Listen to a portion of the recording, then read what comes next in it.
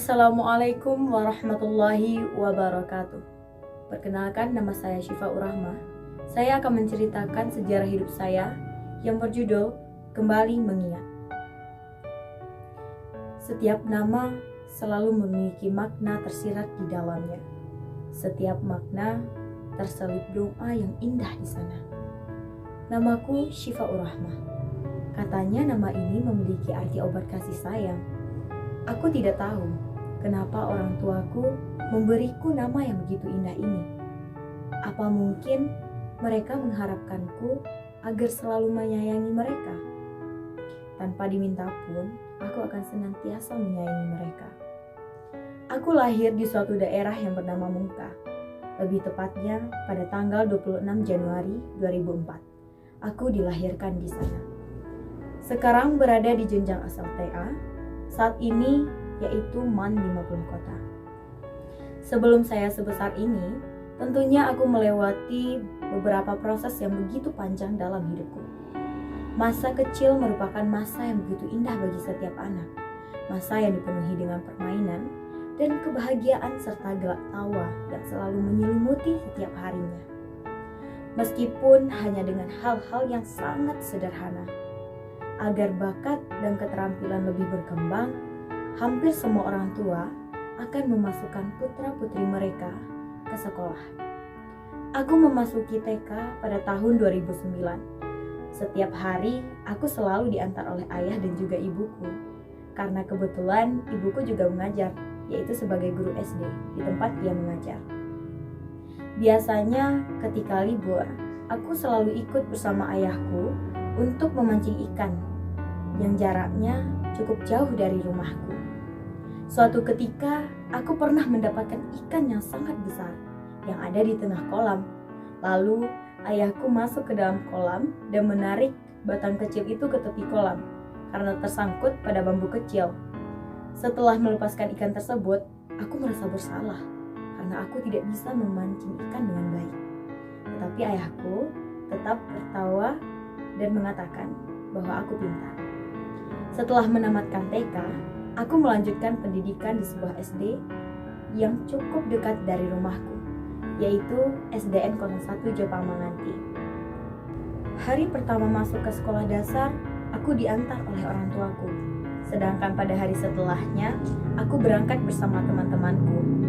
4 tahun pun berlalu, dan aku berada di bangku kelas 4, tepatnya di tahun 2015. Ada suatu peristiwa yang sangat aku ingat. Sekitar 3 bulan, ayahku harus menderita sakit kepala yang susah diobati. Sudah banyak dokter yang kami kunjungi untuk mengobatinya.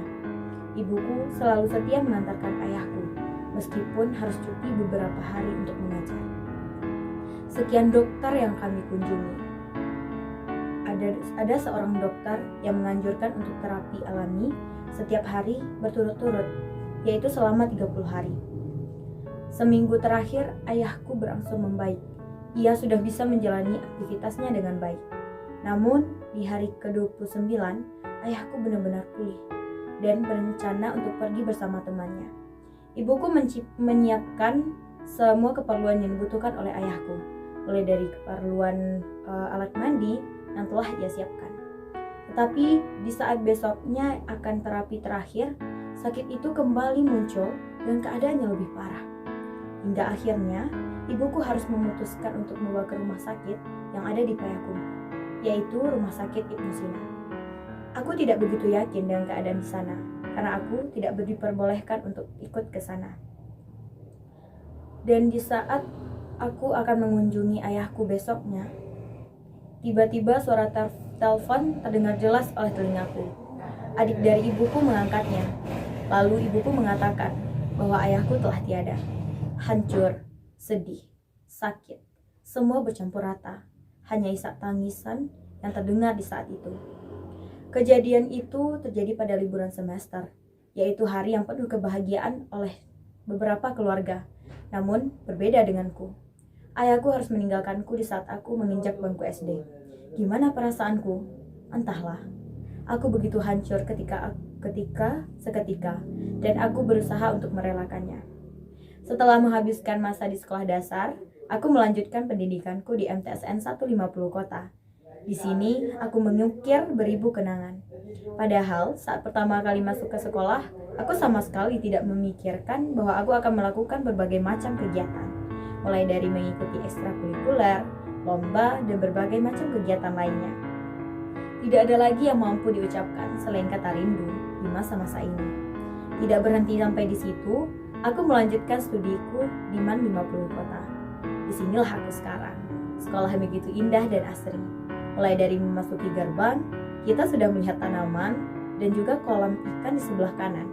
Saat sekolah di sini, awalnya aku begitu cemas dengan pelajarannya.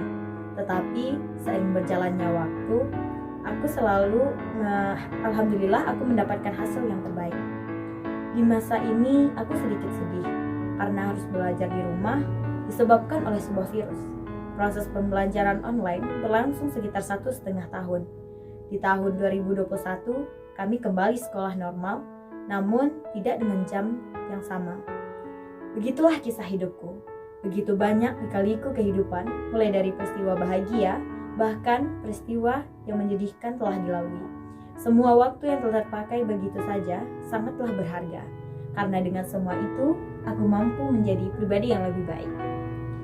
Sekianlah cerita sejarah hidup yang dapat saya sampaikan.